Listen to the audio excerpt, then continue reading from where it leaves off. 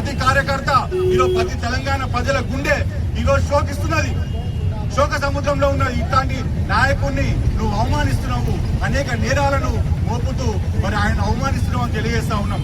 ఈ రోజు నీ సిట్ విచారణ లేదు, వాళ్ళ డొల్లా నువ్వు చేసినటువంటి ఫోన్ ట్యాపింగ్ డొల్లా, ఇంకో ఏది బైక్ రేసింగ్ అనే డొల్లా, ఎన్ని డొల్లా కేసులు పెట్టుకుంటా మరి ఈరోజు మన నాయకులను నువ్వు అవమానిస్తున్న తీరును మరి తెలంగాణ సమాజం మొత్తం గమనిస్తా ఉన్నది.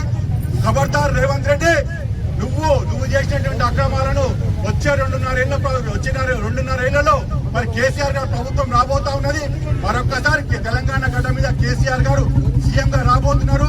ఈ సంగతి చూస్తూ అదేవిధంగా నేను పోలీసులను కూడా హెచ్చరిస్తా ఉన్నా, మీరు రేవంత్ రెడ్డి ఏదో సీఎం ఉన్నాడు ఆయన అంటున్నా అని చెప్పి మరి ఇట్లాంటి కార్యక్రమాలు చేపడితే రాబోయే 2.5 ఏళ్లలో కేసీఆర్ గారు ప్రభుత్వం వచ్చిన తర్వాత మీరు రిటైర్ అయినా కూడా, మీరు ఇంకా వేరే దిక్కు ట్రాన్స్ఫర్ అయినా కూడా ఖచ్చితంగా మిమ్మల్ని వదలకూడదు. అది కేసీఆర్ గారు వదలరు ఎట్టి పరిస్థితుల్లో. తెలంగాణ సమాజం కూడా మిమ్మల్ని వదలనే విషయాన్ని కూడా మా పోలీసు అధికారులు గమనించాలి.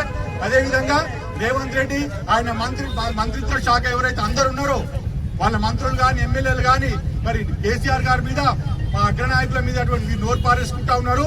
ఖబర్దార్ బిడ్డలారా, రాబోయే 2.5 ఏళ్లలో మా ప్రభుత్వం రాబోతా ఉన్నది. ఎట్టి పరిస్థితుల్లో మిమ్మల్ని ఒక్కొక్కరిని చెరసాల్లో బంధించకపోతే మేము తెలంగాణ వాదులం కాదని చెప్పి కూడా మరొకసారి తెలియజేస్తూ, నువ్వు ఎట్టి పరిస్థితుల్లో ఈ సిట్టు విచారణను వెనుకకు తీసుకొని మరి కేసీఆర్ గారు ఏమి చేయలేని విషయాన్ని గ్రహించి మరి సిట్టు విచారణ వెనుక తీసుకోవాలి. ఈ సిట్టు విచారణతో ఇట్లనే చేస్తే తెలంగాణ మొత్తం స్తంభింపజేస్తాం, తెలంగాణ మొత్తం అగ్గిగుండం చేస్తామని చెప్పి కూడా రేవంత్ రెడ్డి గారిని అదేవిధంగా కాంగ్రెస్ ప్రభుత్వాన్ని హెచ్చరిస్తా ఉన్నాం. సీఎం ఇప్పుడు చింతా సాయి గారు మాట్లాడాలని కోరుతున్నాం. కేసీఆర్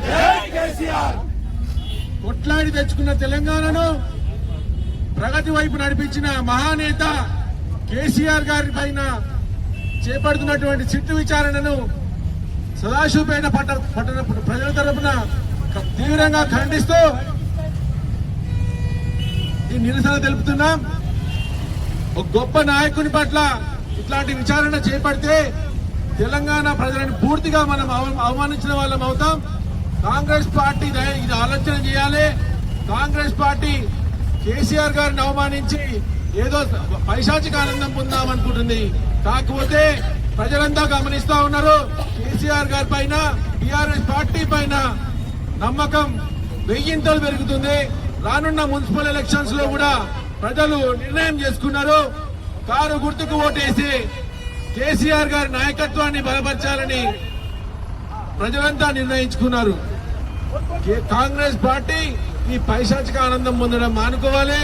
గతంలో కేటీఆర్ గారి పైన, హరీష్ రావు గారి పైన కూడా విచారణలు చేపట్టిండ్రు.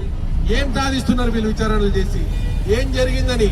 గత 10 ఏళ్ళలో జరిగినంత అభివృద్ధి స్వతంత్రం వచ్చిన తర్వాత మనం చూడలేదు. దయచేసి ప్రజలంతా గమనించాలి. కాంగ్రెస్ పార్టీ చెప్పే కల్లబొల్లి మాటలను, వారిచ్చే హామీలను నమ్మొద్దని మరొక్కసారి బీఆర్ఎస్ పార్టీని బలపరిచి తెలంగాణలో వ్యాపారాలను మరొకసారి మనం పునర్వైభవం సాధించాలని సదాశివపేట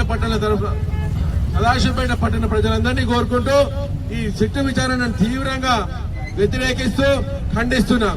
జై తెలంగాణ.